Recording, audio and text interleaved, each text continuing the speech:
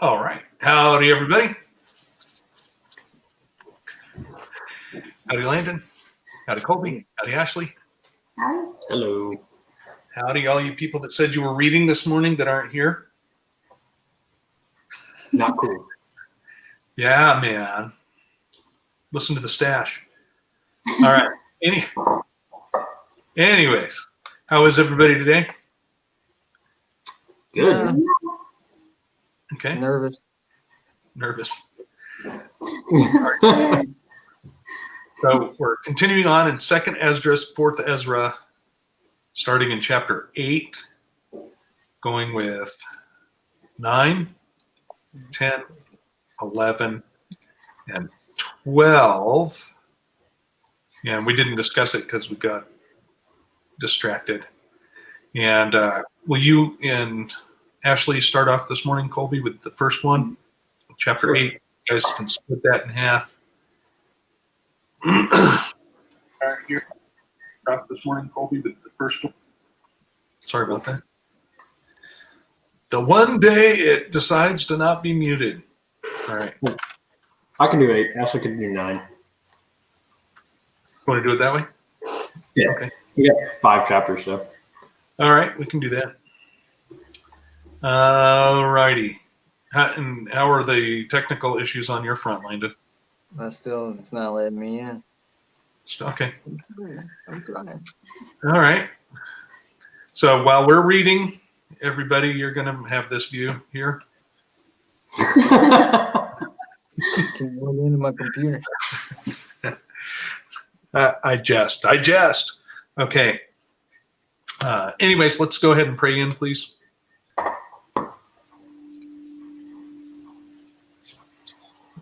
Heavenly Father, thank you very much for this opportunity to bring us together again in fellowship in your name. And we're very grateful for everybody that you bring to us to share with us in the word that we have here. And we ask for you to give all of us eyes to see and ears to hear as usual. But we would also ask you to give us discernment to know what is here that is of you, and if somebody had added to it or taken away. Of course, we wouldn't know if it was taken away. But we thank you for that. We ask for your healing touch and your protection upon those that are in turmoil this morning and having some issues. And you know who they are, even if we don't. And we thank you for that.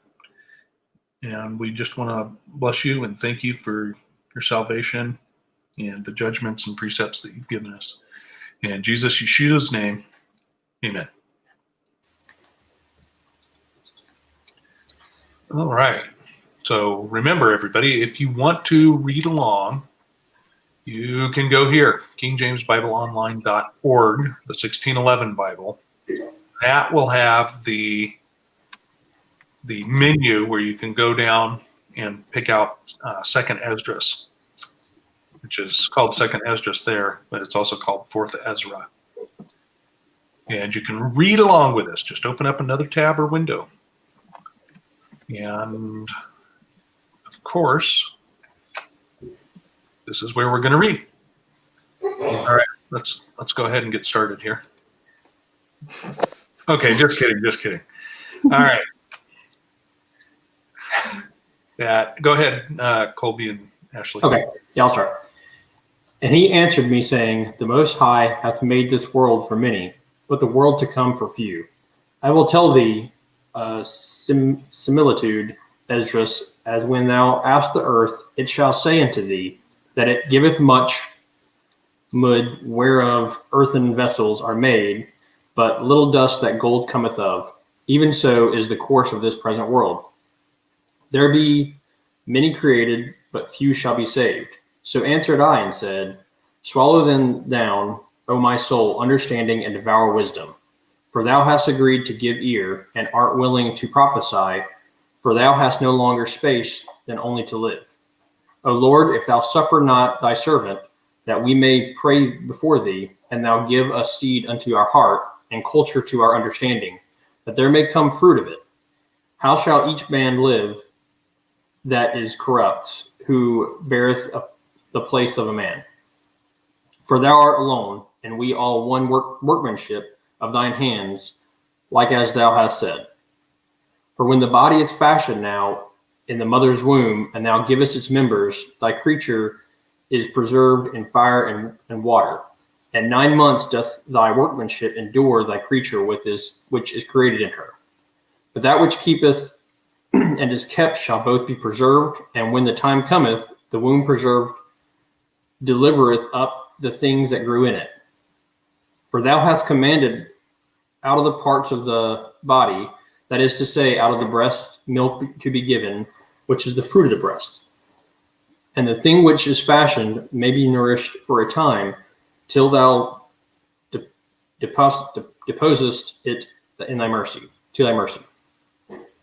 Thou broughtest it up with thy righteousness, and nurturedst it in thy law, and reformest it with thy judgment. And thou shalt mortify it as thy creature, and quicken it as thy work. If therefore thou shalt destroy him, which with so great labor was fashioned, it is an easy thing to be ordained by thy commandment, and the thing which was made might be preserved. Now therefore, Lord, I will speak. Touching man in general, thou knowest best. But touching thy people, for whose sake I am sorry. And for thine inheritance, for whose cause I mourn, and for Israel, for whom I am heavy, and for Jacob, for whose sake I am troubled. Therefore will I begin to pray before thee for myself and for them, for I see the falls of us that dwell in the land. But I have heard the swiftness of the judge which is to come. Therefore hear my voice and understand my words, and I shall speak before thee. This is the beginning of the words of Esdras, before he was taken up. And I said, O Lord, thou that dwellest in everlastingness, which beholdest from above things in the heaven and in the air, whose throne is inestimable, whose glory may not be comprehended, before whom the host of angels stand with trembling, whose service is conversant in wind and fire, whose word is true and sayings constant, whose commandment is strong and ordinance fearful, whose look drieth up the depths, and in indignation maketh the mountains to melt away, which the true witnessed. O hear the prayer of thy servant, and give ear to the petition of thy creature. For while I live, I will speak, and so long as I have understanding, I will answer. O look not upon the sins of thy people, but on them which serve thee in truth. Regard not the wicked inventions of the heathen, but the desire of those who keep thy testaments in afflictions. Think not upon those who have walked feignedly before thee, but remember them which according to thy will have known thy fear. Let it not be thy will to destroy them which have lived like beasts, but to look upon them that have clearly taught thy law. Take thou no indignation at them which are deemed worse than beasts, but love them that always put their trust in thy righteousness and glory. For we and our fathers do languish of such diseases, but because of us sinners thou shalt be called merciful. For if thou hast desire to have mercy upon us, thou shalt be called merciful, to us namely, that have no works of righteousness. For the just which have many good works laid up with thee shall out of their own deeds receive reward. For what is man, that thou shouldest take displeasure at him? Or what is a corruptible generation, that thou shouldest be so bitter toward it? For in truth them is no man among them that be born, but he hath dealt wickedly. And among the faithful there is none which hath not done amiss. For in this, O Lord, thy righteousness and thy goodness shall be declared, if thou be merciful unto them which have not the confidence of good works. Then answered he me and said, Some things hast thou spoken aright, and according unto thy words it shall be. For indeed, I will not think on disposition of them which have sinned before death, before judgment, before destruction. But I will rejoice over the disposition of the righteous, And I will remember also their pilgrimage, and the salvation and the reward that they shall have. Like as I have spoken now, so shall it come to pass. For as the husbandman soweth much seed upon the ground, and planteth many trees, and yet the thing that is sown good in this season cometh not up, nor doth all that is planted take root. Even so, it is of them that are sown in the world, they shall not be saved. They shall not all be saved. I answered them and said, If I have found grace, let me speak. Like as the husbandman's seed perisheth, if it come not up, and receive not thy rain in due season, or if there come too much rain, and corrupt it. Even so perisheth man also, which is formed with thy hands, and is called thine own image, because thou art like unto him, for whose sake thou hast made all things, and likened him unto the husbandman's seed. Be not wroth with us, but spare thy people, and have mercy upon thine own inheritance, for thou art merciful unto thy creature. Then answered he me and said, Things present are for the present, and things cometh for such as be to come. For thou comest far short that thou shouldest be able to love my creature more than I. But I have ofttimes drawn nigh unto thee, and unto it, but never be unrighteous. In this also thou art marvelous before the Most High, in that thou hast humbled thyself as it becometh thee, and hast not judged thyself worthy to be much glorified among the righteous. For many great miseries shall be done to them that in the latter time shall dwell in the world, because they have walked in great pride.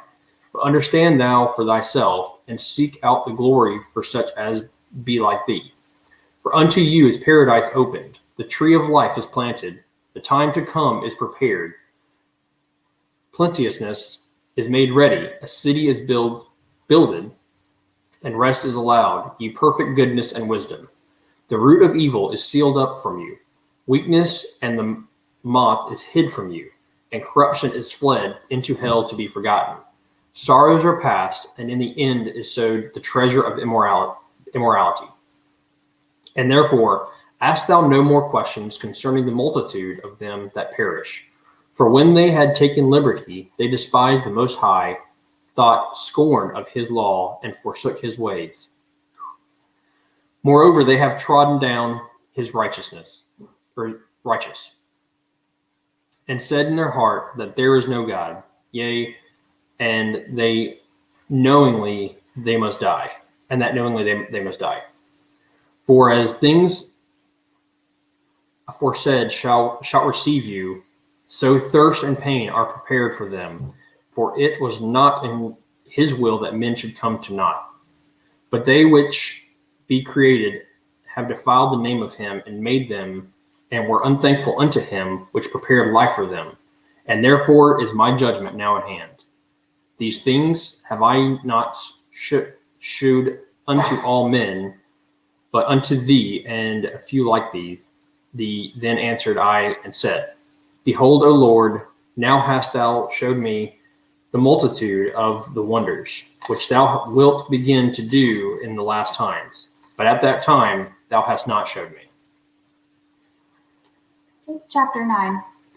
And he answered me and said, Measure it carefully within yourself, and it will be that when you see that a certain part of the signs which have been foretold have passed, then you will understand that it is the very time when the Most High is to visit the world that was made by him. So when there shall appear in the world earthquakes, the tumult of peoples, plots of the heathen, wavering of leaders, and confusion of princes, then you will understand that it was of these things that the Most High spoke from the days that were of old, from the beginning. For just as with everything that has happened in the world, the beginning is plain, and the end manifest, so also are the times of the Most High.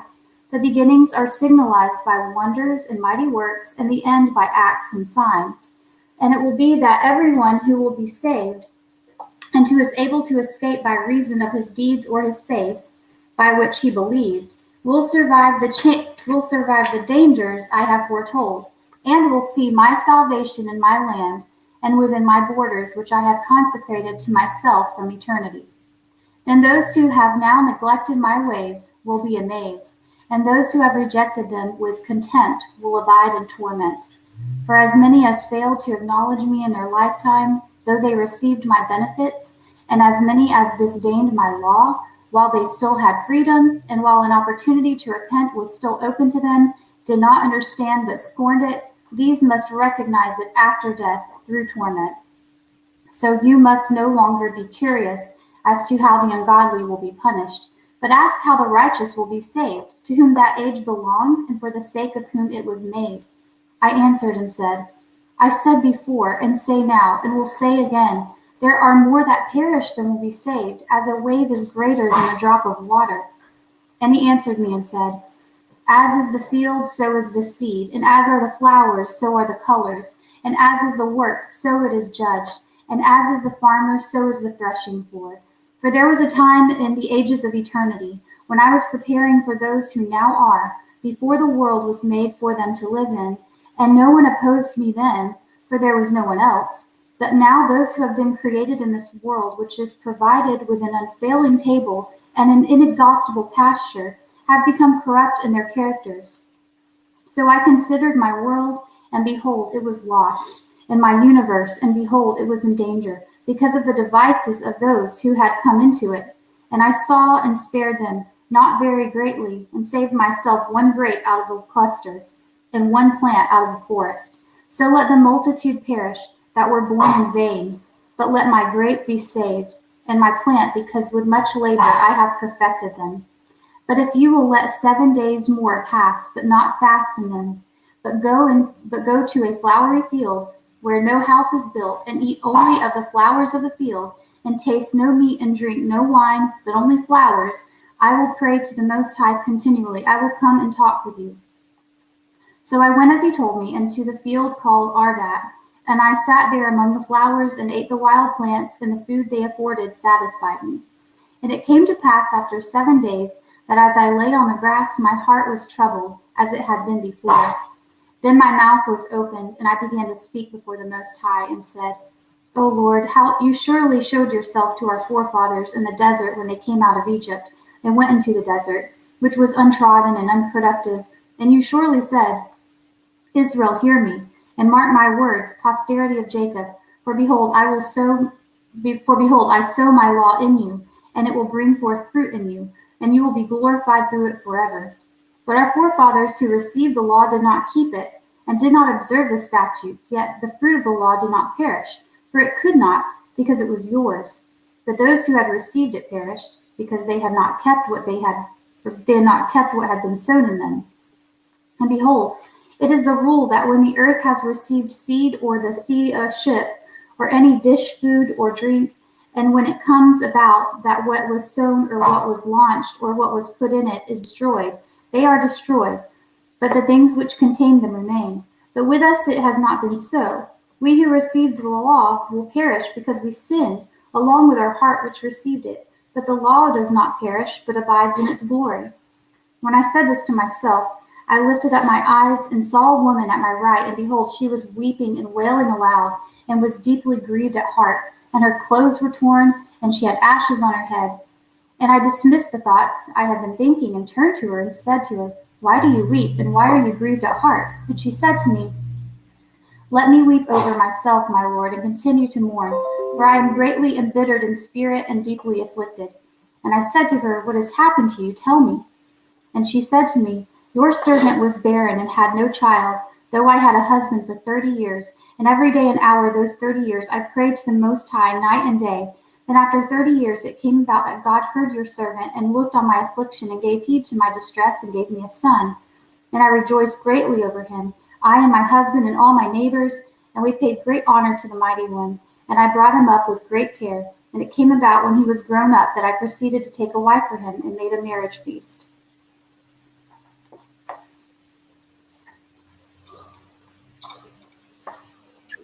Chapter 10. And it so came to pass that when my son was entered into his wedding chamber, he fell down and died. Then we all overthrew the lights, and all my neighbors rose up to comfort me. So I took my rest unto the second day at night. And it came to pass, when they had all left off to comfort me, to the end I might be quiet, then rose I up by night and fled, and came hither into this field, as thou seest. And I do now purpose not to return into the city, but here to stay, and neither to eat nor drink, but continually to mourn and to fast until I die. Verse 5. Then left I the meditations wherein I was, and spake to her in anger, saying, Thou foolish woman, above all others, seest thou not our mourning, and what happeneth unto us? How that Sion our mother is full of all heaviness, and much humbled, mourning very sore. And now, seeing we all mourn and are sad, for we are all in heaviness, art thou grieved for one son? For ask the earth, and she shall tell thee that it is she which ought to mourn for the fall of so many that grow upon her. For out of her came all at the first, and out of her shall all others come. And behold, they walk almost all into destruction, and a multitude of them is utterly rooted out. Who then should make more mourning than she that hath lost so great a multitude, and not thou, which art sorry but for one? But if thou sayest unto me, My lamentation is not like the earth's, because I have lost the fruit of the womb, fruit of my womb, which I brought forth with pains, and bear with sorrows. But the earth not so, for the multitude present in it, according to the course of the earth, is gone, as it came. Verse 14. Then say I unto thee, like as thou hast brought forth with labor, even so the earth also hath given her fruit, namely, man, ever since the beginning, unto him that made her. Now, therefore, keep thy sorrow to thyself, and bear with a good courage that which hath befallen thee. For if thou shalt acknowledge the determination of God to be just, thou shalt both receive thy son in time, and shalt be commended among women. Go thy way then into the city to thine husband. And she said unto me, That will I not do. I will not go into the city, but here will I die. So I proceeded to speak further unto her, and said, Do not so, but be counseled by me. For how many are the adversities of Sion? Be comforted in regard of the sorrow of Jerusalem. For thou seest that our sanctuary is laid waste, our altar broken down, our temple destroyed. Our psaltery is laid on the ground, and our song is put to silence. Our rejoicing is at an end. The light of our candlestick is put out. The ark of our covenant is spoiled. Our holy things are defiled, and the name that is called upon us is almost profaned. Our children are put to shame. Our priests are burnt. Our Levites are gone into captivity. Our virgins are defiled, and our wives ravished. Our righteous men carried away, our little ones destroyed. Our young men are brought in bondage, and our strong men are become weak. And which is the greatest of all? The seal of Sion now hath lost her honor, for she is delivered into the hands of them that hate us. And therefore shake off thy great heaviness, and put away the multitude of sorrows, that the mighty may be merciful unto thee again, and the highest shall give thee rest and ease from thy labor. 25. And it came to pass, while I was talking with her, behold, her face upon a sudden shined exceedingly, and her countenance glistered, so that I was afraid of her, and mused what it might be. And behold, suddenly she made a great cry, very fearful, so that the earth shook at the noise of the woman. And I looked, and behold, the woman appeared unto me no more. But there was a city builded, and a large place showed itself from the foundations. Then was I afraid, and cried with a loud voice, and said, Where is Uriel the angel, who came unto me at the first? For he hath caused me to fall into many trances, and mine end is turned unto corruption, and my prayer to rebuke. And as I was speaking these words, behold, he came unto me, and looked upon me. And lo, I lay as one that had been dead, and mine understanding was taken from me. And he took me by the right hand, and comforted me, and set me upon my feet, and said unto me, What aileth thee? And why art thou so disquieted? And why is thine understanding troubled? and the thoughts of thine heart? And I said, Because thou hast forsaken me, yet I did according to thy words, and I went into the field, and lo, I have seen, and yet see that I am not able to express. And he said unto me, Stand up manfully, and I will advise thee. Then said I, Speak on, my Lord, in me, for only forsake me not, lest I die, frustrate of my hope. For I have seen that I knew not, and hear that I do not know. Or is my sense deceived, or my soul in a dream? Now therefore I beseech thee that thou wilt show thy servant of this vision. 38. He answered me then and said, Hear me, and I shall inform thee, and tell thee wherefore thou art afraid. For the highest will reveal many secret things unto thee. He hath seen that thy way is right, for that thou sorrowest continually for thy people, and makest great lamentation for Sion. This, therefore, is the meaning of the vision which thou lately sawest. Thou sawest a woman mourning, and thou beganest to comfort her. But now seest thou the likeness of the woman no more, but there appeared unto thee a city builded. And whereas she told thee of the death of her son, this is the solution. This woman whom thou sawest is Sion. And whereas she said unto thee, even she whom thou seest as a city builded, whereas I say, she said unto thee, that she hath been 30 years barren. Those are the 30 years wherein there was no offspring made in her. But after 30 years, Solomon builded the city and offered offerings, and then bare the barren a son. And whereas she told thee that she nourished him with labor, that was the dwelling in Jerusalem. But whereas she said unto thee that my son is coming into his marriage chamber, happened to have a fail and died, this was the destruction that came to Jerusalem. And behold, thou sawest her likeness, and because she mourned for her son, thou beganest to comfort her. And of these things which have chanced, these are to be opened unto thee. For now the Most High seeth that thou art grieved unfeignedly, and sufferest from thy whole heart for her. So hath he showed thee the brightness of her glory and the comeliness of her beauty. Verse 51. Therefore I bade thee remain in the field where no house was builded, for I knew that the highest would show this unto thee.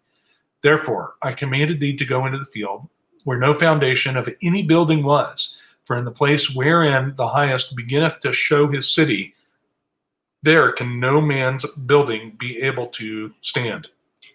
And therefore fear not, let not thine heart be affrighted, but go thy way in, and see the beauty and greatness of the building, as much as thine eyes be able to see. And then shalt thou hear as much as thine ears may comprehend. For thou art blessed above many other, and art called with the highest.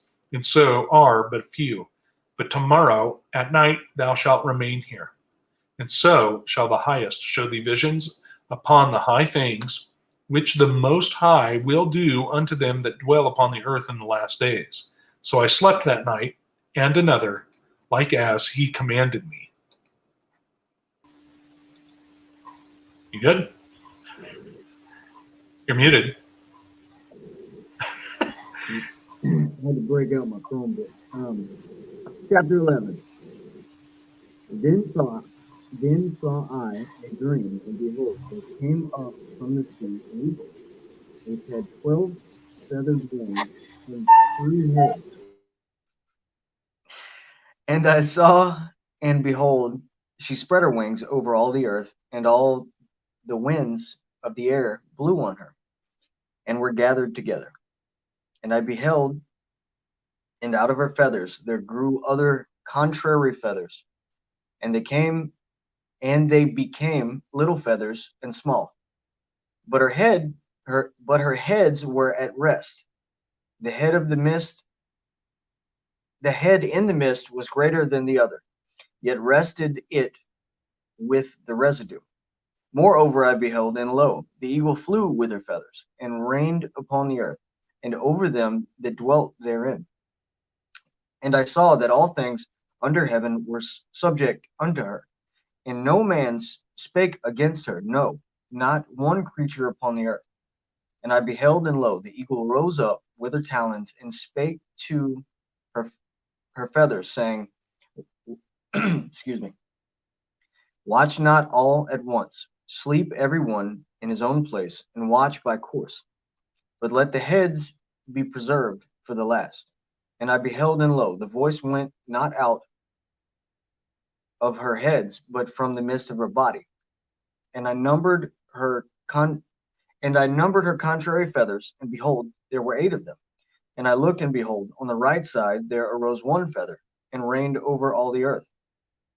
And so it was, that when it rained, the end of it came, and the place thereof appeared no more. So the next following stood up, and reigned, and had a great time.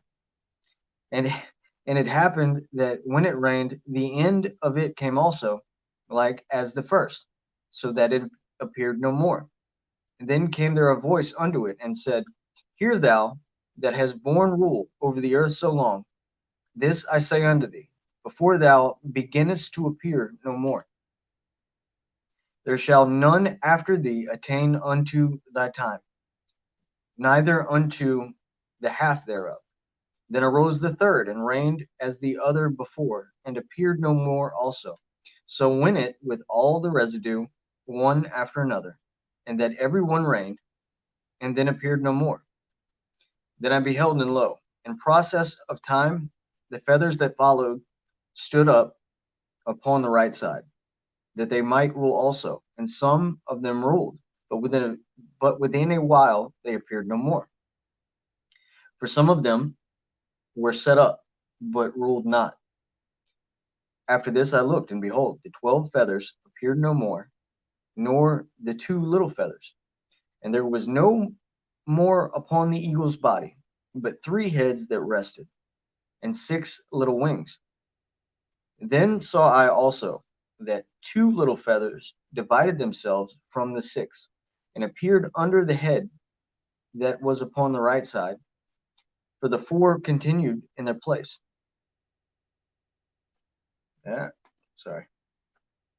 And beheld, and lo, there was one set up, but shortly it appeared no more. And the second was sooner away than the first. And I beheld, and lo, the 2 that remained thought also it themselves to reign.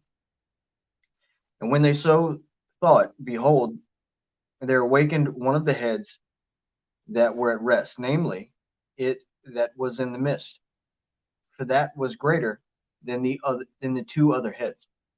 And then I saw that the 2 other heads were joined with it, and behold, the head was turned with them that were with it, and did eat up the 2 feathers under the wing that would have reigned. But this head put the whole earth in fear, and bare rule in it over all those that dwelt upon the earth, with much oppression.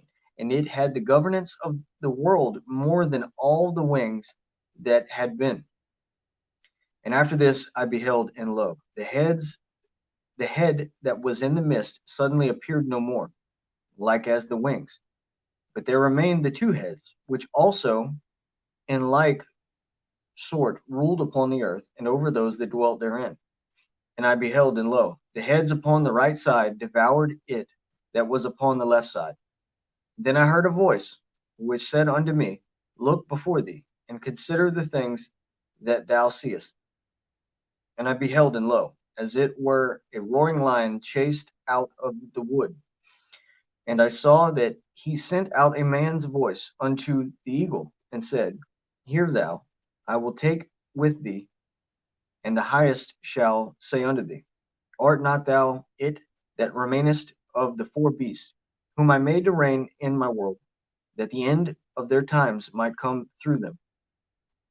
And the 4th came, and overcame all the beasts that were past, and had power over the world with great fearfulness, and over the whole compass of the earth with much wicked oppression. And so long time dwelt he upon the earth with deceit. For the earth hast thou not judged with truth. For thou hast afflicted the meek, thou hast hurt the peaceable, thou hast loved liars, and destroyed the dwellings of them that brought forth fruit, and hast cast down the walls of such as did thee no harm. Therefore is thy wrongful dealing come upon unto the highest, and thy pride unto the mighty. The highest also hath looked upon the proud times, and behold, they are ended, and his abominations are fulfilled, and therefore appear no more, thou eagle, nor thy horrible wings, nor thy wicked feathers, nor thy malicious heads, nor thy hurtful claws, nor any thy vain body, that all the earth may be refreshed and may return, being delivered from thy violence, and that she may hope for the judgment and mercy of him that made her.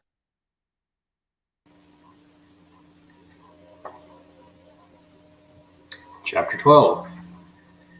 And it came to pass, whiles the lion spake these words unto the eagle, I saw, and behold, the head that remained and the four wings appeared no more, and the two went unto it, and set themselves up to reign, and their kingdom was small, and full of uproar.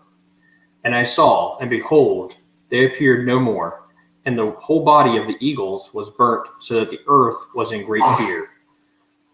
Then awakened I out of the trouble and trance of my mind, and from great fear, and said unto my spirit, Lo, this hast thou done unto me, in that thou searchest out the ways of the highest. Lo, yet I am weary in my mind, and very weak in my spirit, and little strength is there in me, for the great fear wherewith I was afflicted this night. Therefore will I now beseech the highest, that he will comfort me unto the end. And I said, Lord, that bearest rule, if I have found grace before thy sight, and if I am justified with thee before many others, and if my prayer indeed be come up before thy face, comfort me then, and show me thy servant the interpretation and plain difference of this fearful vision, and thou mayest perfectly comfort my soul, for thou hast judged me worthy to show me the last times. And he said unto me, This is the interpretation of the vision. The eagle whom thou sawest come up from the sea is the kingdom which was seen in the vision of thy brother Daniel. But it was not expounded unto him. Therefore now I declare it unto thee. Behold, the days will come that there shall rise up a kingdom upon earth, and it shall be feared above all kingdoms that were before it. And the same shall 12 kings reign, one after another, whereof the second shall begin to reign, and shall have more time than any other of the 12. And this do the 12 wings signify which thou sawest. As for the voice which thou heardest speak, and that thou sawest not go out from the heads, but from the midst of the body thereof, this is the interpretation. That after the time of the kingdom there shall arise great strivings, and it shall not in peril of, and it shall stand in peril of failing. Nevertheless, it shall not then fall, but shall be restored again to his beginning. And whereas thou sawest the 8 small under the feathers sticking to their wings, this is the interpretation, that in him there shall arise 8 kings, whose time shall be but small, and their years swift. And 2 of them shall perish, the middle time approaching. 4 shall be kept until their end begin to approach, but 2 shall be kept unto the end. And whereas thou sawest 3 heads resting, this is the interpretation. In his last days shall the Most High rise up 3 kingdoms, and renew many things therein, and they shall have dominion of the earth, and of those that dwell therein with much oppression, above all those that were before them. Therefore they are called the heads of the eagle. For these are they that shall accomplish this wickedness, and that shall finish his last end. And whereas thou sawest that the great head appeared no more, it signifieth that one of them shall die upon his bed, and yet with pain. For the 2 that remain shall be slain with the sword. For the sword of the one shall devour the other, but at the last he fall through the sword himself. And whereas thou sawest 2 feathers under the wings passing over the head that is on the right side, it signifieth that these are they, whom the highest hath kept unto their end. This is the small kingdom, and full of trouble, as thou sawest. And the lion, whom thou sawest rising up out of the wood, and roaring, and speaking to the eagle, and rebuking her for her unrighteousness, with all the words which thou hast heard. This is the anointed, which the highest hath kept from them, and for their wickedness unto the end. He shall reprove them, and shall upbraid them with their cruelty. For he shall set them before him alive in judgment, and shall rebuke them, and correct them. For the rest of my people shall he deliver with mercy, those that have been pressed upon my borders. And he shall make them joyful unto the coming of the day of judgment, whereof I have spoken unto thee from the beginning. This is the dream that thou sawest, and these are the interpretations. Thou only hast been meet to know this secret of the highest. Therefore write all these things that thou hast seen in a book, and hide them, and teach them to the wise of the people, whose hearts thou knowest may comprehend and keep these secrets. But wait thou here thyself yet 7 days more, that it may be showed thee, whatsoever it pleaseth the highest to declare unto thee. And with that he went his way. And it came to pass, when all the people saw that the 7 days are past, and I not come again into the city, they gathered them all together, from the least unto the greatest, and came unto me and said, What have we offended thee? And what evil have we done against thee, that thou forsakest us and sittest here in this place? For all the prophets thou art left us, for all the prophets thou only art left us, as a cluster of the vintage, and as a candle in the dark place, and as a haven or ship preserved from the tempest. Are not the evils from which are come to us sufficient? If thou shalt forsake us, how much better had it been for us if we had also been burned in the midst of Zion? For we are no better than they that died there. And they wept with a loud voice, and answered I them, and said, Be of good comfort, O Israel, and be not heavy, thou house of Jacob. For the highest hath you in remembrance, and the mighty hath not forgotten you in temptation. As for me, I have not forsaken you, neither am I departed from you. But I am come into this place to pray for the desolation of Zion, and that I might seek mercy for the low estate of your sanctuary. And now go your way home every man, and after these days I will come unto you. So the people went their way into the city, like as I commanded them. But I remained still in the field 7 days, as the angel commanded me, and did eat only in those days of the flower of the field, and had my meat of the herbs. Wow. This was pretty intense. Yeah. All right. Okay, we're done. There's a lot. Yeah, there's a lot in this. Yeah, no worries. Thanks for double reading, Colby. Appreciate it. Let's see here. So let's go back to chapter 8. We got to reread the first two because I was busy trying to get a computer to work. Right? Okay. Go ahead and start. We'll wait.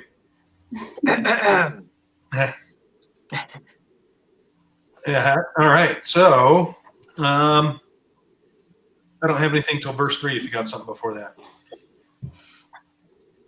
No. I liken that to many called, but few are chosen. Yeah. Right. Which that's just howdy, Bowman. Yeah, where we left off from last week, he was kind of in pain about the different analogy of the water on one side and the fire on the other, and he's kind of grieved. Yeah. But he's getting the answer, why it is. This is true. I don't have anything till 11. I got something in 10 and 11. Okay, what do you got? It made me think of reading through that about the milk and then nourish for a time, and afterward you develop it in your mercy. It made me think of the passage about you need to move on from the milk and go to the meat. Right. That's what I got from that. Yep. I don't know if that's what it means, but Yeah, Paul talking about, you've had milk as a child, but now you should, you're still on milk. Why are you still on milk? And what I was thinking about that, what I got from 11, the thing which is fashioned may be nourished for a time till thou disposest it to thy mercy.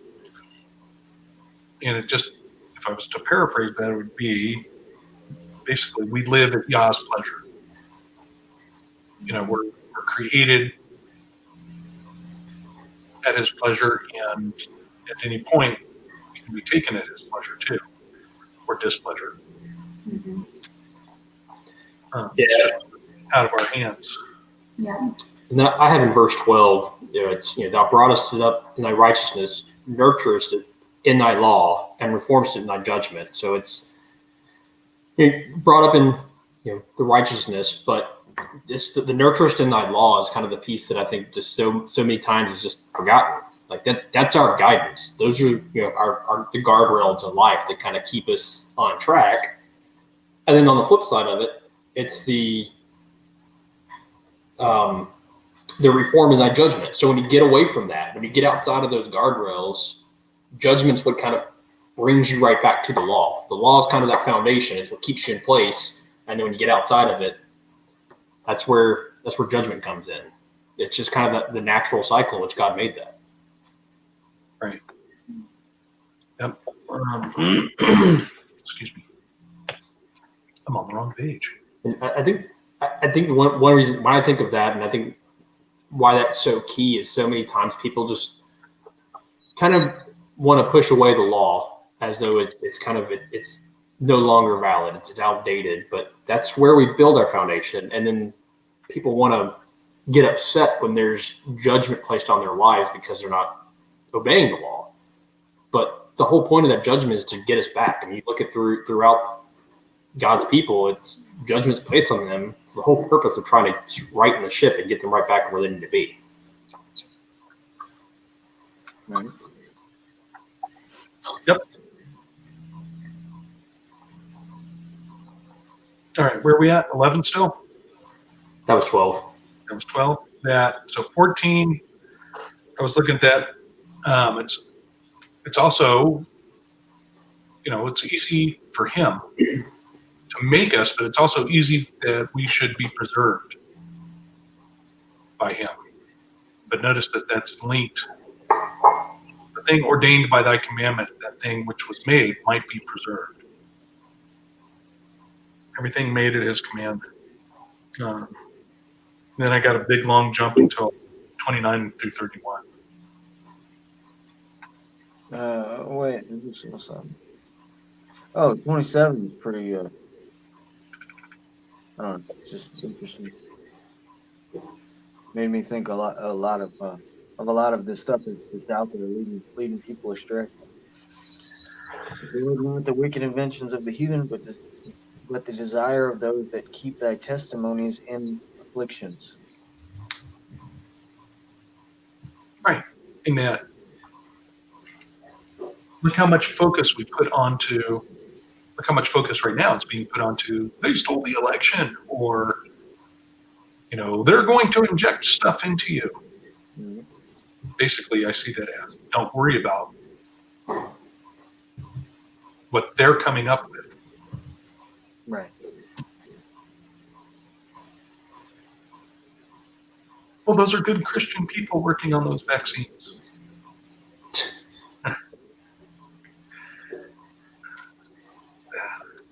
Okay. If that's what you think. All right. So 29 through 31, what is that? Let me see.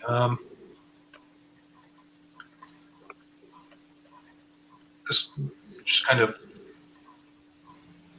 altogether caught my attention. Let it not be thy will to destroy them which have lived like beasts, but to look upon them that have clearly taught thy law. Take thou no indignation at them which are deemed worse than beasts, but love them that always put their trust in thy righteousness and glory. For we and our fathers do languish of such diseases, but because of us sinners, thou shalt be called merciful. There's just a lot wrapped up in that. Mm-hmm. It's almost like stop focusing on all the bad, the wicked, and instead of even giving that too much credence or attention, focus on loving your brother, those who have been called. At least that's how I see it. Yeah. We're so wrapped up in what's going on and like exposing all the wickedness, which we are supposed to expose wickedness, but I guess it shouldn't just be our sole focus. And Right. And where is it? I think it's Paul that says to focus on, the good and the joy and the love, and all these goodly things, goodly, godly things. I look at, just starting at, going back a little bit, but all this kind of is wrapped up in the same thing. So starting in verse 20 all the way through what we're talking about here, this is all, it's the plea from Esdras to the Lord to look at the good that's still in people and not just all the evil and abomination that's out there. And it harkens back to Sodom and Gomorrah, where it's like if I can find, if they're just, if you can just find any people, can you just wave your destruction? It's interesting. It's a very similar thing, and it seems like it just continues to repeat itself. If there's just a few people, if we can just find those people who are doing things the right way, please have mercy on us. Don't look at the masses that are doing things that are evil. Right? Yeah. And I thought 33 was really interesting. For the just, which have many good works laid up for thee, shall out of their own deeds receive reward. And that reminds me of Paul, where he's talking about all of our works will be tried by fire. And just like when you put into fire, you put in stubble, hay, wood, silver, brass, silver, gold. Just like our works going through the fire, whatever's left over is going to be our reward. I see that correlating with this verse here. But Yeah. Very interesting. Our bad works will be burned up and around no more. That's a huge blessing. mm-hmm. Yep. Get ready to cast those crowns back. It's something that I've been thinking about lately. Like some of the things that I go over. Is it like profitable? Because like Ashley said, we are to expose the some of these things, but not to focus on it. And like I was thinking, like a good example is like how much time can you spend looking at SRA stories in a day? You just become depressed if that's the only thing that you focus on. Yeah. So that it's something to be knowledgeable about, so that we can make a difference. But if we don't focus on the good, or more importantly, check with the Father, whatever it is that we're doing, then it's all kind of vanity. Like, not necessarily like SRA stuff, but I'm saying if you're doing other works and you're like, yeah, I'm doing what's right, never check with Him, it's kind of vanity. Anyway. Mm-hmm. Yep. I don't have anything till 41. If you got something.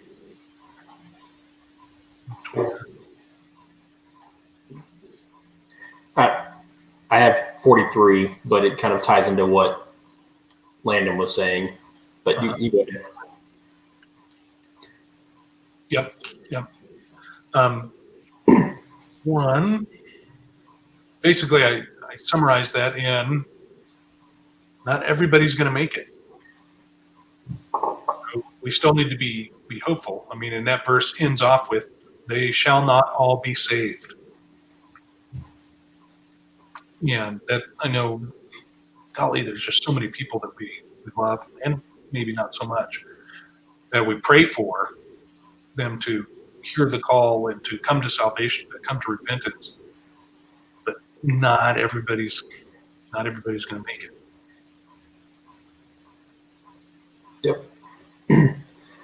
And where I when I was reading 43, it kind of made me think. It says, "And receive it not thy rain in due season, or there come too much rain and corrupt it." And the thing I was thinking about when you were talking, Landon, if you focus on some of these things too much, some of these things that could it be good, it becomes almost a burden, and it can corrupt it in the end. It's like, so get too much rain, it's going to go bad. So you have to kind of make sure that you're protecting yourselves in a way that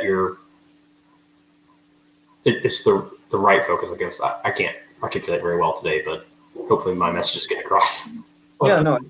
There's also something that like a lot of Christians experience, like a burnout.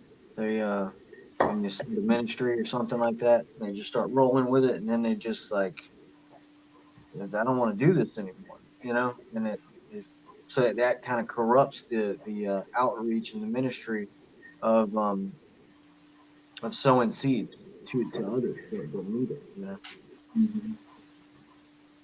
Yep. That's what killed our squash and zucchini here, GR. Too much water. Rained and stood standing water. Our in-laws had a garden, and they had their heat pump putting water out into the garden, and that's how they kept it kind of with water, and it flowed nonstop, which ended up just killing half the garden. Like it just. Oh yeah. Yep. It grew with weeds too. Bummer. Somebody said, Lynn, verse 47, for thou comest far short, that thou shouldst be able to love my creature more than I. But I have oft times drawn nigh unto thee, and unto it, but never to the unrighteous.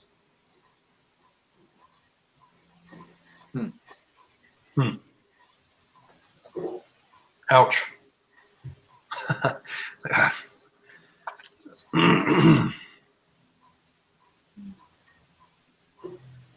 Let's see. I don't got anything till 52. All I put down was rest. Finally going to have rest in his place, his city, his paradise. I have more of a question. Mm-hmm. When it talks about never to the unrighteous and stuff like that, and talking about the seeds being planted, are we the result of seeds being planted from people before us? Or is that, I don't know. You mean, I don't know, like you mean seeds planted in our grandparents or something? Or even further beyond, far beyond that, just, I don't know. Is our faith and the Father drawing to us and us being allowed to draw to him, is it because of people before us? Like even back in this day, just, I wonder about that. I do. I wonder about that actually quite a bit.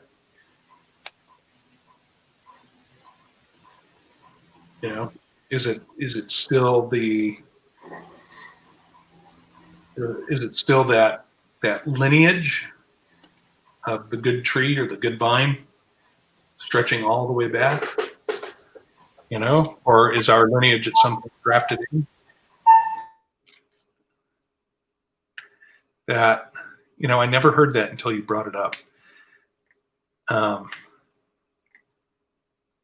about the clock. Anyways, are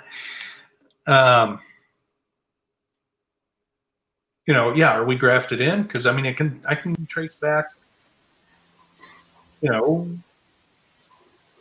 relatives pretty far, a lot farther than most people, and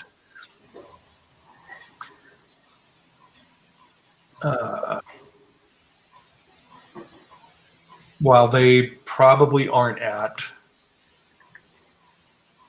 I think there was probably a period of time 150 years ago where it was like a generally accepted doctrine among most of my family on either side that, Jesus died for sinners, and they're called to repent from sin being transgression of God's law. I mean, they upheld, people would put up 10 commandments in their house and stuff.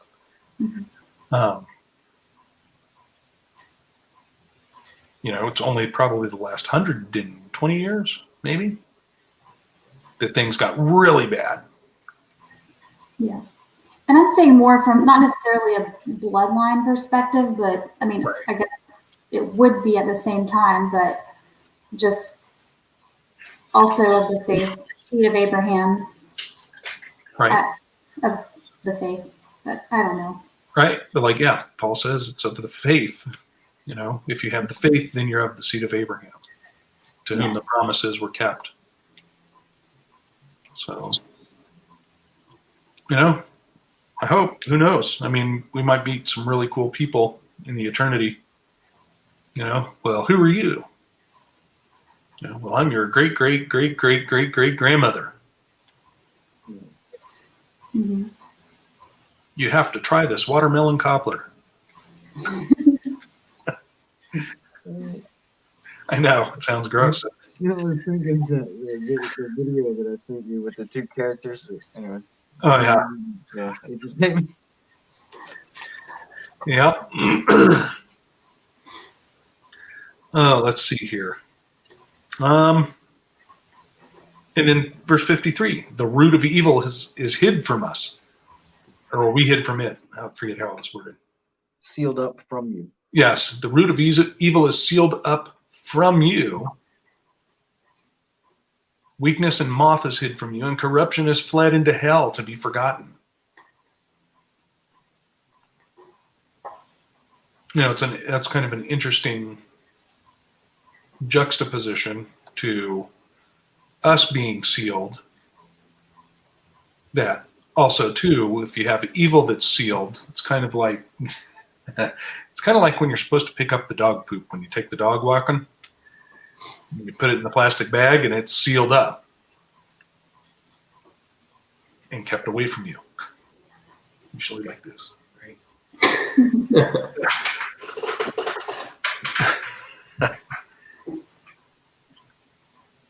I don't know. Okay, I'm sorry. Anyways, 63 last times. If you got anything in between there, let me know.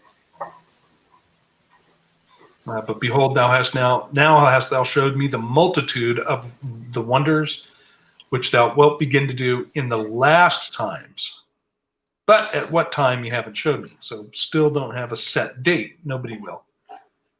Even Messiah didn't have that set date.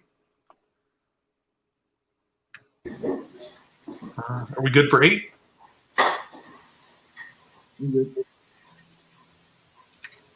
All right, chapter 9. I have one more thing in 8, sorry. Okay, let's go back to 8. For though they had received liberty, they scorned the Most High and despised his law and forsook his ways. So it's kind of made me think of those who, in the epistles talking about, they, I can't remember which book it was, but they accepted Christ, but then they continued to sin. What verse is that? This is verse 56. 56. Mm-hmm. Oh, yeah, yes, okay. It made me think of that verse, that scripture, shall we continue in sin that grace may abound? God forbid. Right. Yep. In that, I came out of greasy grace. That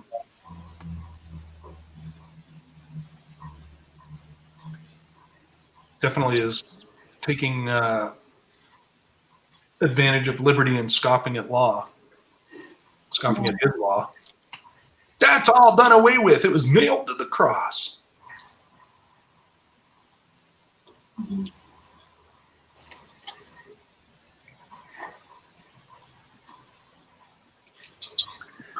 Very, very bothersome. All right. Anyways, let's go to 9.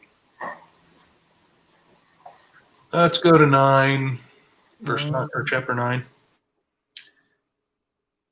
I don't have anything till quite a ways in, verse 12. So if you have anything noted before that, let me know.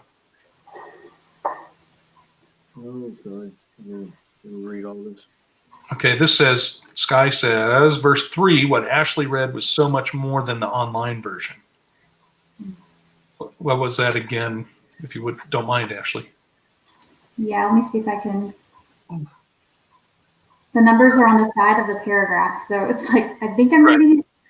I'll just start at the beginning. Measure it carefully within yourself, and it will be that when you see that a certain part of the signs which have been foretold have passed, then you will understand that it is the very time when the Most High is to visit the world that was made by him. So when there shall appear in the world earthquakes, the tumult of peoples, plots of the... Prevalent today. Anything? I don't remember I was telling you about it, but it's just kind of like, it's humbling, and it's just like, you just realize, I don't know, if it weren't for him, just how awful that would be. Right. Well, I got for 12, and it kind of is a continuation of 11, and they that have loathed my law, while they had yet liberty, and when as yet place of repentance was open unto them. Mm-hmm. So we have a point where repentance won't be available. Understood not, but despised his law. The same, those people, must know it after death by pain. So you're going to know the law after you suffer a painful death. And I don't really, I think that's more for the believer's edification there, because I don't believe in, preaching repentance of sin and salvation by saying, if you don't, you're going to burn in hell, type of thing. The other side of that is your Creator, our Father, loves you and wants you to be his child. Mm-hmm. He doesn't take pleasure in, having to scold you unto death. Yeah. One thing, just going back to verse 9 and 10, right before that I was kind of reading, is kind of puts that in context as well. When it says that, then shall they be in pitiful case, which have abused my ways, and they have cast them away despitefully, shall dwell in torments. For such as in their life have received benefits and have not known me. It's interesting because I think a lot of times you have that kind of that prosperity gospel that, if you buy into this, into this faith, and you're going to get all the things you want. And then a lot of times we look at people who are evil. Why do they get all these benefits? Yeah. Why are they seeing these great things? And it says, they'll receive benefits, but they do not know me. And then you get into what you were talking about, what you kind of taught about in the 11 and 12. But, we see the end. We see well, that all means nothing in the end, but they're going to see that. Yep. Mm-hmm. Amen, Allie. All right. I don't have anything until verse 24 written down. So if you have anything in there, this is mostly just a big analogy, it seems like. It's very interesting, though. Right. So what was it? Just when you were reading, Ashley, in verse 24, yours said meat. But in this one it says, but go into a field of flowers wherein no house is builded, and eat only the flowers of the field. Taste no flesh, drink no wine, but eat flowers only. So I just wanted to point out that what we call meat was called flesh back then. Right. Flesh. Okay. Anyways. Still want to know what they use pork for. Still don't know what? So I'd still like to know what they used like pigs for. Oh, you mean if they weren't eating them? Right.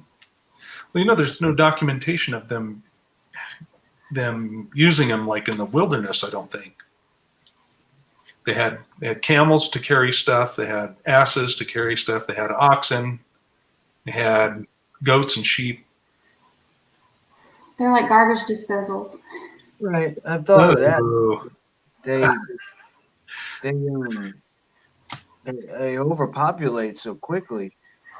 They right. just, I don't know. It's weird. It's just weird. Well, compared to that wilderness, though, that wilderness, it's not very hog friendly. And they like mud, they like roots, they like green stuff and shade. So where they were in the wilderness, it's pretty barren. Maybe your javelinas could survive there. The what? Maybe your javelinas could survive there. It's really green here, believe it or not. All right. Sorry. Let's see here. Yeah, I don't have anything else for the rest of 9, unless you do. I was freaking out over my computer, so I'm rereading it. All right.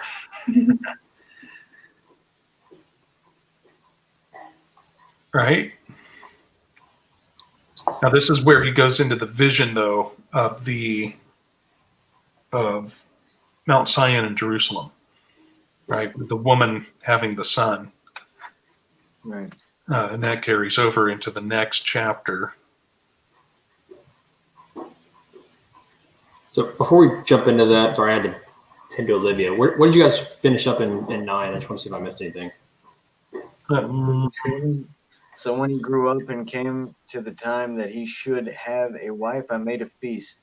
The last thing I talked about was the difference between the good speed that Ashley read, where it says meat instead of flesh in verse 24.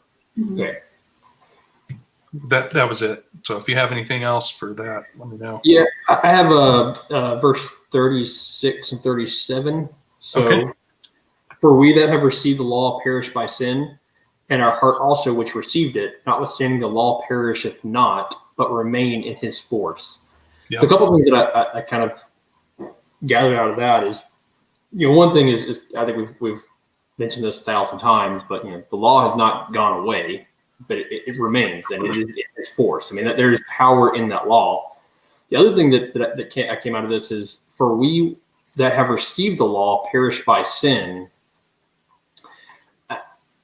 We know, and this is something that we have to kind of take on. I don't know if it's a burden, but it's our eyes have been opened, so we have to be all the more careful. I've seen, sometimes like you have to kind of warn those people that when you're talking to them about the dangers of some of these holidays that we don't celebrate. It's when we tell you the reason why we don't celebrate those, and now it's kind of on you now. Like now. Yeah. So the law is there. We know it, and we're held kind of accountable for that. So that's what I got out of that. It makes total sense to me. I totally misunderstood his question. I thought he wanted to know what the last verse of chapter 9 was. No. It I wasn't rehashing something you guys already talked about. did make me think after I read it. That was like the grandmother paradox. She made him a feast, like waiting on grandchildren. Get married. Right. What comment are we talking about got deleted? I don't see it.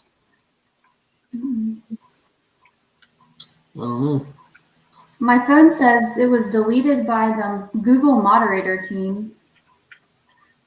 Weird. Okay. Yeah, I can't see any notes to that. Oddly. All right. Let's go to 10 though. So Well, welcome to the Bible study, Google moderator team. Thank you all for joining. you can repent and have eternal life also. All right. So I don't have anything till verse 4 if you got something before that. Okay. No. Let's see. Why did I put that down though?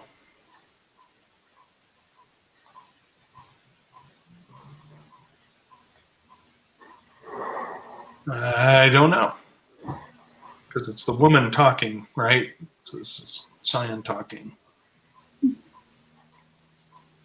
I do now purpose not to return to the city. I think it's because basically she's saying, I'm going to stay here in the wilderness. I do now propose not to return to the city, but here to stay, and neither eat nor drink, but continually to mourn and fast, and to fast until I die. But yeah, I think it's just because she's out in the wilderness. Then I don't have anything until verse 10 if you have something.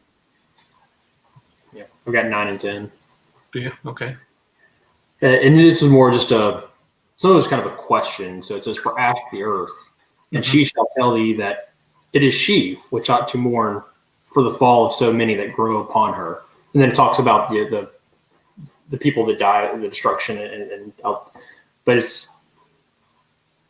I guess I want to try to understand and kind of what maybe you guys thought. It says, I mean, the earth is kind of personified there, and I look at that as kind of more of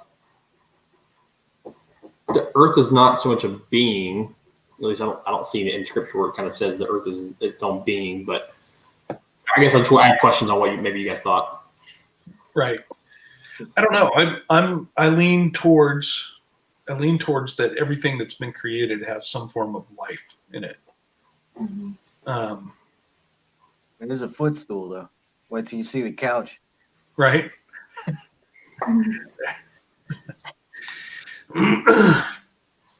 But that just threw me off, Landon.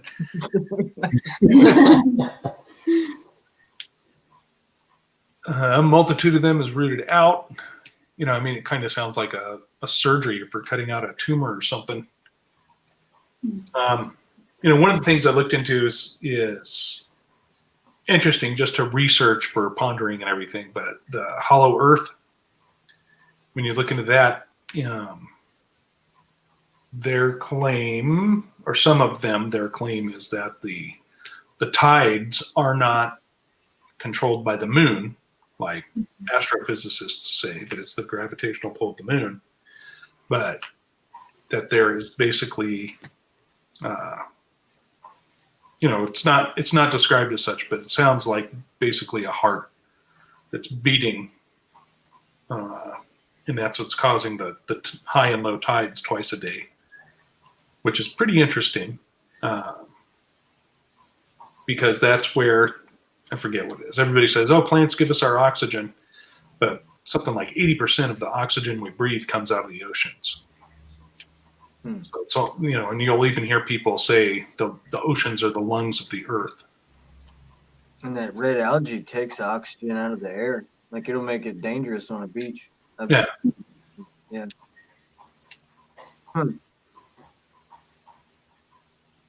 It's interesting. It is. That's pretty interesting. It's going back a couple subjects, but interesting. Two dead wild hogs right by where I'm working. Big ones too. No one buzzard has touched them. Not one buzzard. They don't even smell either. Of course they're not smelling. They're dead. No. I know what you mean. They aren't stinking yet. Yuck. Okay. So basically, the rest of this is the explanation of the vision of Mount Zion and Jerusalem, with Jerusalem being the sun, and then the old lady is Mount Zion. So, you got anything else for all of chapter 10? I thought it was interesting in verse 16, for if you accept the judgment of God, you will receive your son back in due time and be praised among women. So go into the city to your husband. I just thought that was interesting. It is interesting in that, and if you think back to, was it Abinadab? I can't remember. One of the last kings of Judah before the captivity didn't want to accept that judgment of them being taken into captivity. So he fought against Nebuchadnezzar, and it didn't end well. Yeah. It was very interesting. Okay, I know you're aching to get to 11. I can hear Gwen screaming from Canada.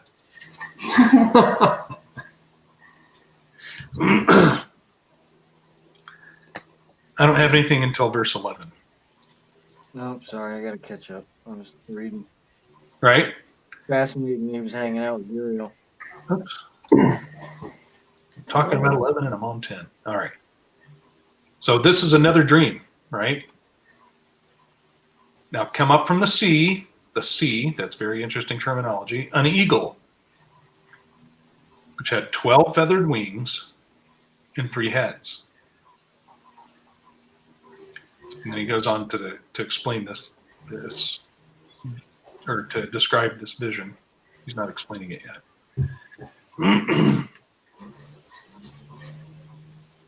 But yeah, Dunham, I don't have anything till verse 11 if you got something before that. Tell you what I was thinking while I was reading this, because I'm like, man, it sounds like are we going to be able to get through the Bible and the Apocrypha before the end of the world? Do you think? Right. Because Right? it's like this is all repeat. I don't know if he's writing of what he sees as of going through the motions of today, or if these things seem to repeat over and over with the different kingdoms of Babylon, I think so. Greece. I agree with Bo. Yeah. Right. I could see all that as I was reading it. Just like Yep. But Well, that was the interesting, and when I was reading through 12, it was explaining the dream. I kept stumbling because I kept on just thinking back to America and kind of the different world powers today. It's like America and China and Russia, and I'm like, they're talking about the different powers, and I'm just like, man, this is. It was hard to focus on what I was reading through because my mind just kept going to that. I was like, this is, yeah. well, the terminology in verses 11 and 12, right, correspond to the explanation given to John in Revelation 17, I want to say. But 8 feathers, right? So there was 8 kings. And then 1 feather comes up. But then there's going to be 1 king that comes up. And I found that very interesting. So then verse 20, all I put down, and it's a question mark, but I put down democracy. Right? So then I beheld, and lo, in the process of time, the feathers that followed stood up upon the right side, that they might rule also. And some of them ruled, but within a while they appeared no more.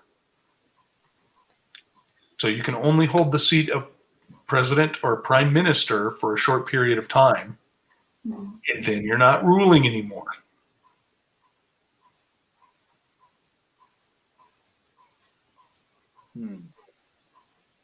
Okay. Is that how it works in Israel as well? I'm sorry? Is there a term limit on an Israeli president? Yes, but Netanyahu found a way around it because he went from one post to another post and then back to one post. I don't know. So he's been technically in charge for a long time there. Well, you do make a very good point there, Jonathan. Just the idea of term limits wasn't around during the writing of this. I mean, you had a king who ruled until he died or was overthrown. There wasn't okay, you're king for 4 years or 8 years or whatever. So it's interesting that, this idea of term limits comes up in this vision. I think that's what it's pointing to. Verse 21 also, I believe. I'm sorry, go ahead. I was just saying in chapter 12, it talks about that, how they lived or how they ruled. Some of them ruled before and stopped ruling before they died. So yeah. Right. Well, 21. See, how's it exactly worded? For some of them were set up but ruled not. That sounds like the loser in an election to me. So set up. Here's your choices. Here's your 2 leaders. I win. Okay. So then there's one that's ruling. The other one isn't. Oh, yes, you're that one that lost. I don't know. It's just the way it sounds to me. Or what about vice president? You have a second in command. They were set up there, and their sole responsibility is really kind of just making sure there's a second chain. I mean, they've got other jobs, but they're set up, but they never really rule. Yeah. Yep. That too. And and then in 32, I don't have anything between there. If you got anything between there and 32, it just basically talks about the feathers and heads outdoing each other. But 32 is worded in this, but this head put the whole earth in fear and bear rule in it over all those that dwelt upon the earth with much oppression. And it had been the governance of the world, and it had the governance of the world more than all the wings that had been. And I'm doing a study right now where there's the transformation of specifically studying the rise of the Roman Empire, and then its transformation from an republic to a dictatorship. So the rise of the republic, right, into a dictatorship. And I believe, if you've looked at the past studies, that the seven-headed beast can be represented by the G7 alliance, but primarily headed by the USA, by the United States. And I think we're real close to watching the shift again, a historical shift from republic to dictatorship, or Kaiser's in charge, right? So, well, Caesar's how it's pronounced today, but all Caesar has to do is take it over and then get murdered. it's all what? I said all one Caesar has to do is take it over and then get murdered. Yeah. Or About all would it be that, hey, we can be ruled by a body double just as well. Yeah. I don't have anything else for this chapter, if you got something. No, just America. America. Yeah. America, another feather, America. Can you guys hear that phone call on speakerphone in the other room? Okay. So it's only annoying me? Right. Okay. All right, let's go to 11. We are on 11. Let's go to 12. It was interesting at the very end how he's just cataloging everything the earth has done to the righteous. Mm-hmm. And then he's like, well, man, judgment's coming. Yeah. Oh. Well, even the way this starts out, verse 1, right? Now we have a lion coming up against the eagle.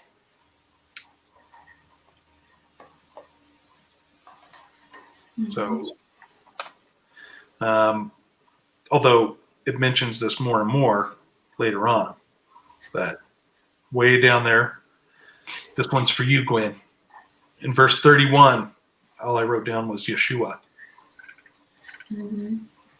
And the lion, whom thou sawest rising up out of the wood, and roaring and speaking to the eagle and rebuking her for her unrighteousness with all the words which thou hast heard. 32. This is the anointed, which the highest hath kept for them, and for their wickedness unto the end he shall reprove them, and shall upbraid them with their cruelty. Okay. Calm down, Gwen. Let's go back to where we were supposed to be. All right. The vision's interpretation starts in verse 11.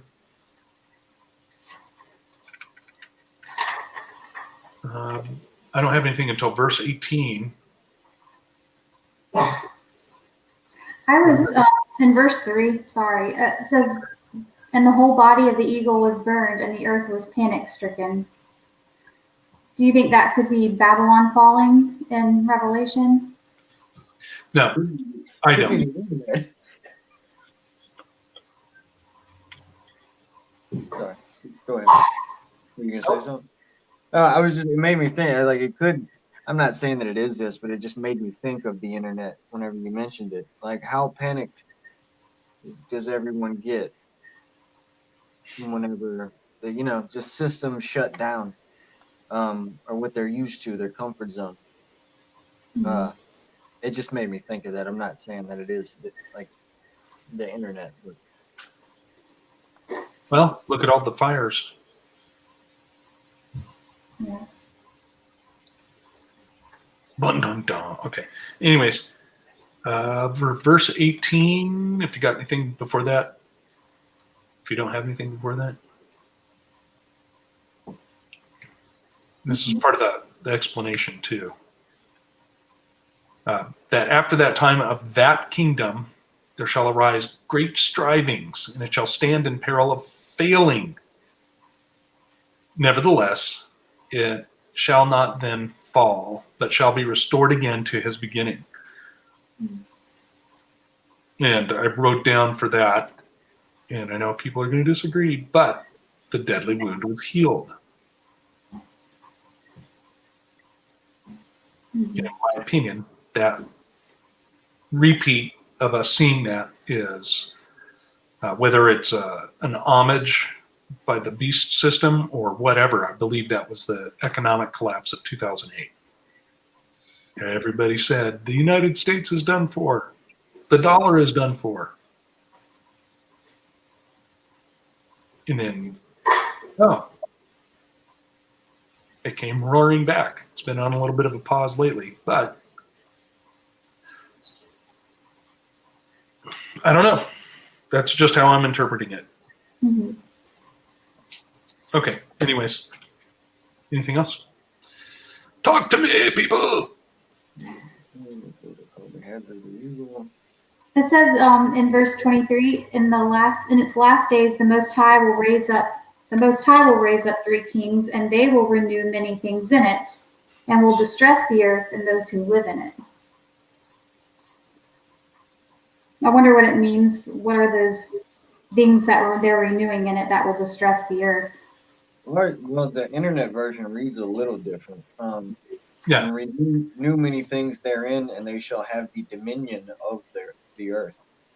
But I mean, it goes on in 24, and those that dwell within with much oppression above all those that were before them, therefore they are called the heads of the evil. So I mean, it's hinting to some sort of oppressive force, or three different kinds.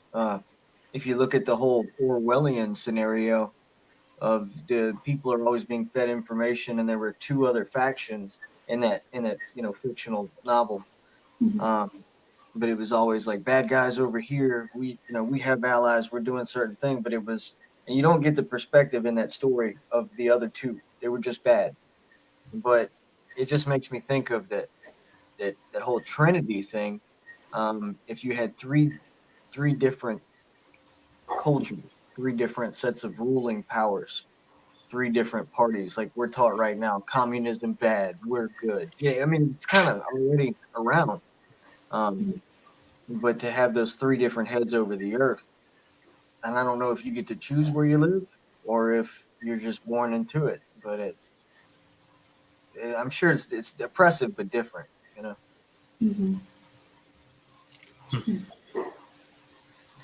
I don't have anything until 40. 34. 34? Yeah, I just thought it was comforting. But my people who remain, he will mercifully set free, who remain in my borders. That kind of made me think of his instructions, and he will make them glad until the end comes. The day of judgment of which I told you at the beginning. Yep. That is comforting.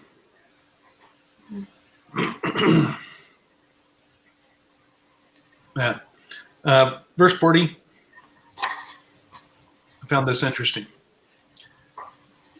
So they tell him afterwards, after the verse 40, you're the last, person speaking the voice of the Most High and the leader and et cetera, et cetera. But where was he? He's out in the wilderness in this field eating flowers. And then where did all the people go? They went out into the wilderness to find the dude that's talking to God. I just thought that was interesting.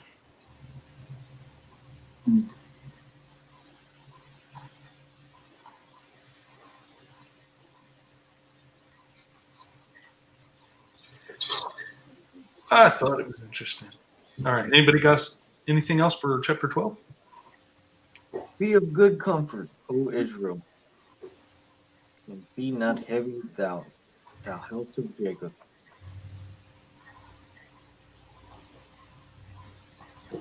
Amen. Hold that alive. Hold that alive. All right. Let's see here. Uh-oh. Thought I was getting ready to get the freeze, the big freeze. No, don't freeze. All right. So awesome. I would like to ask everybody reading and everybody in chat that, let's see. I would like to ask, did you get an idea of why maybe they took this out of the Bible in reading these chapters today? It doesn't fit in the tribulation or the rapture scenario. Right. Well, No, it really doesn't. You have to forgive me, I'm sorry. What? and it puts responsibility on the believer to keep pressing forward and not get cushy and, I guess, passive about everything. That we have to keep striving forward and working hard to the end and keeping the faith. And Right. And work to be done versus it's all just paid for. You're good. Just believe. Right? don't worry about all that. You don't have to. You're not going to go through that. So just forget about it. That's What a horrible teaching. Beth. Really and sad. many will fall away, I'm sure, because of it. Now, if you have access to a list of the books sold at the Shepherd's Chapel, I don't know if they have the bookstore online or not, but if you call them, they'll send you a list of all the books they carry.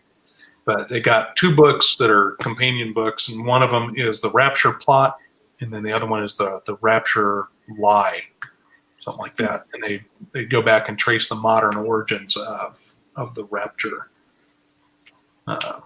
back to a woman who spewed out a bunch of stuff when she had a fever of like 105, and then later recanted all that. But then some pastor seized upon it and was like, "Oh, we're gonna rake in the money with this one." All right.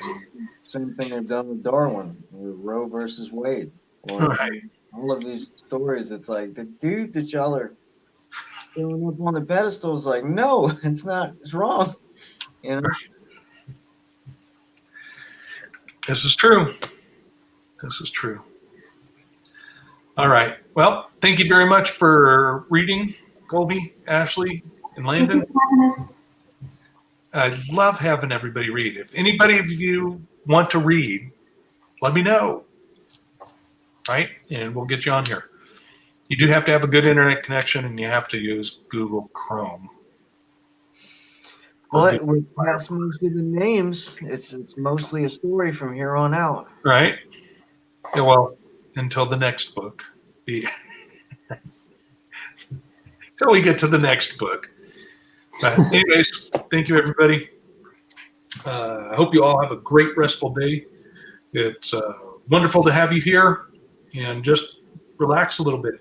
Our Father's in control. Mhm. Focus on His wondrous creation. All right. Love you all. See you in a couple of days.